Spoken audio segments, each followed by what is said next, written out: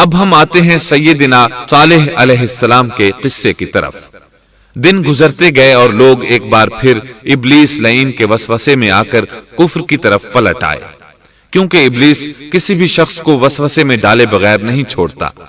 اس طرح ایک بار پھر کفر پھیل گیا، چنانچہ اللہ نے ان کی ہدایت کے لیے صالح علیہ السلام کو مبعوث فرمایا۔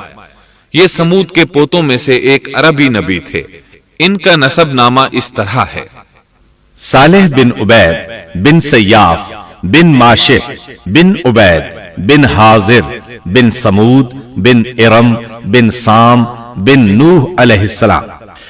گویا صالح علیہ السلام کا تعلق قوم سمود سے تھا، اور یہ قوم قوم عاد کی نسل سے تھی۔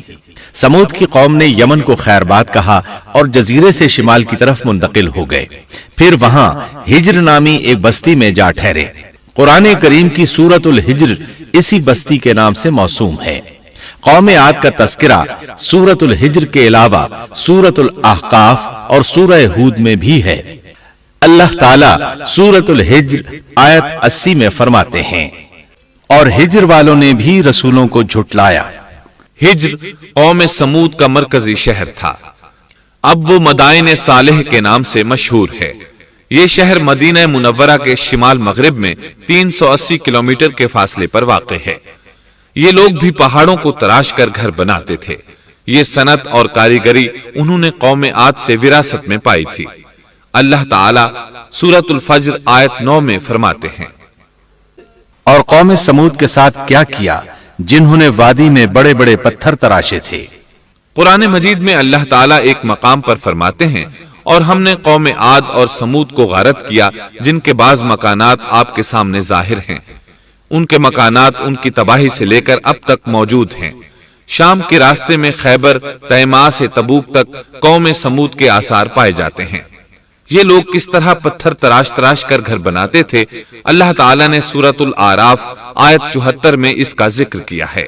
اس وقت کو یاد کرو جب اللہ تعالیٰ نے تمہیں قوم عاد کے بعد جانشین بنایا اور تمہیں زمین پر رہنے کا ٹھکانہ دیا کہ نرم زمین پر محل بناتے ہو اور پہاڑوں کو تراش تراش کر ان میں گھر بناتے ہو۔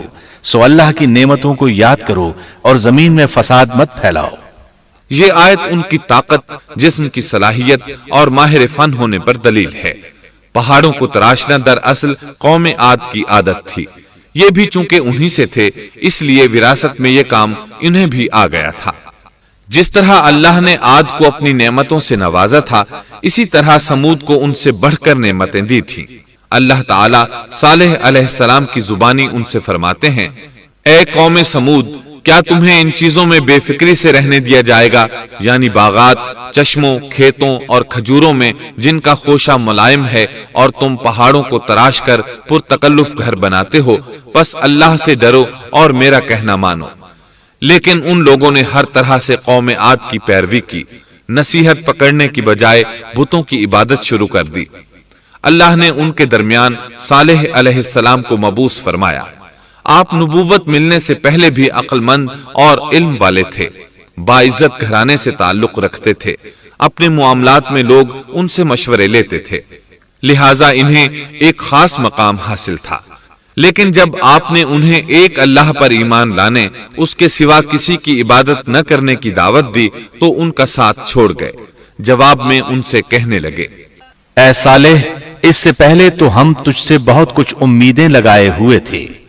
مطلب یہ کہ پہلے تو ہمارے نزدیک آپ کا بہت مرتبہ تھا، مقام تھا، ہمیں آپ سے بہت امیدیں تھیں، لیکن آپ نے تو یہ باتیں کہہ کر ہماری ساری امیدوں پر پانی پھیر دیا۔ ان کے اس جواب کے باوجود صالح علیہ السلام انہیں اللہ کی طرف بلاتے رہے اور ان سے کہتے رہے، اے میری قوم، اللہ کی عبادت کرو، اس کے سوا تمہارا کوئی معبود نہیں۔ تمام انبیاء کی اپنی اپنی قوم کو یہی دعوت تھی کہ اے لوگو، اللہ کی عبادت کرو، اسی نے تمہیں زمین سے پیدا کیا ہے، اسی نے تمہیں زمین میں آباد کیا ہے، اس سے معافی طلب کرو، یقیناً میرا رب قریب ہے اور دعاؤں کو قبول کرنے والا ہے۔ اے میری قوم، تم نیکی سے پہلے برائی کی جلدی کر رہے ہو، اللہ سے معافی کیوں نہیں مانگتے کہ تم پر رحم کیا جائے؟